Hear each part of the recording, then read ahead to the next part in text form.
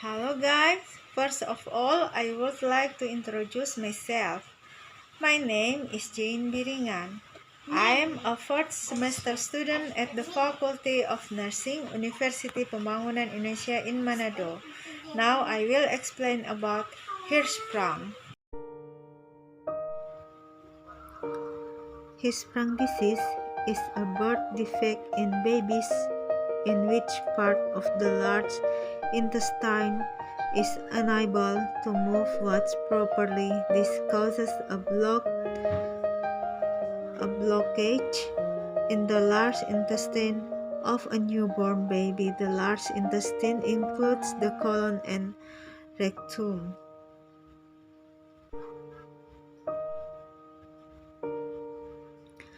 After digested food moves through the small intestine, it enters the large intestine.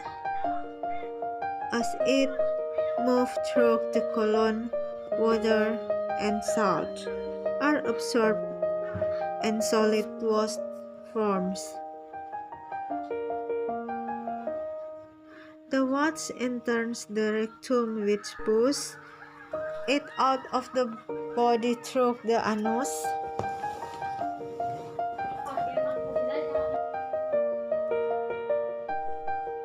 During a normal pregnancy, nerve cells travel down the developing nervous system to the growing digestive system, including the large intestine.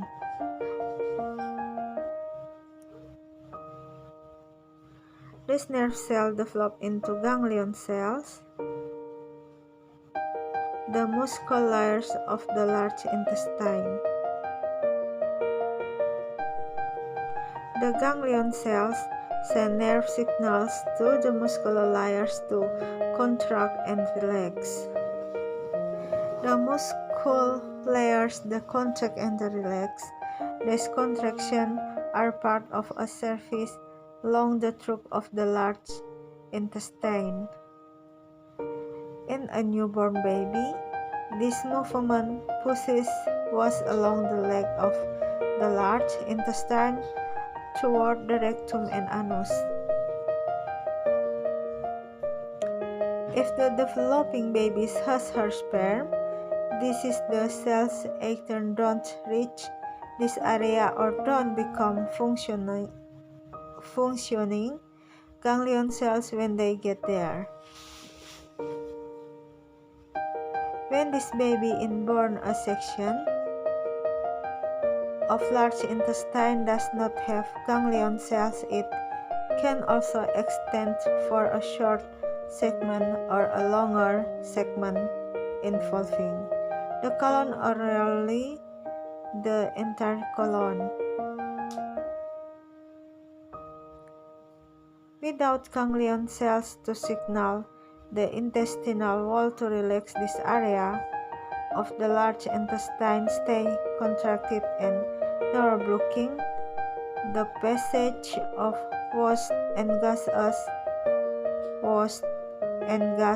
buildup behind the block. The large intestine and abdomen began to swell. The baby may develop an intestinal infection called enterococcus. Then the intestine may stretch further and cause vomiting and nutrition problems.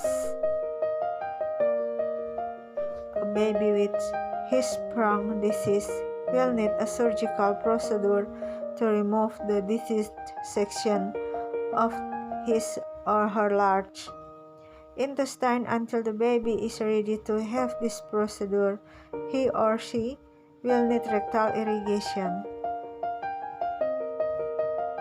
This procedure will help remove gas and waste several and day, which helps prevent infection.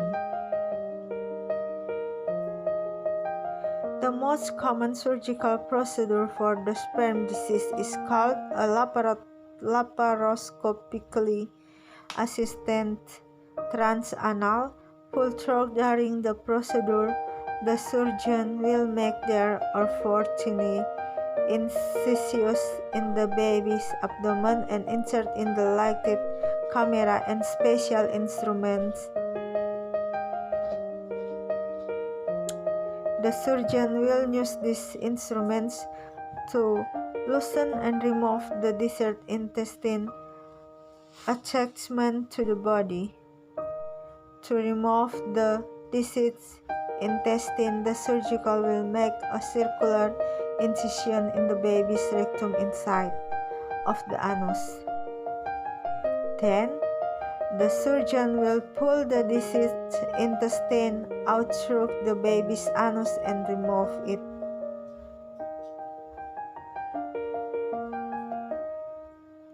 The remaining healthy intestine will be sutured to the baby's anus. This new connection will form a tube that can properly move waste out of the body. At the end of the procedure, the surgeon will remove the instruments and close the abdominal incisions with soldered-on skin close tape. Since most of the procedure will be done through the anus, there will be no incisions to close inside the anus.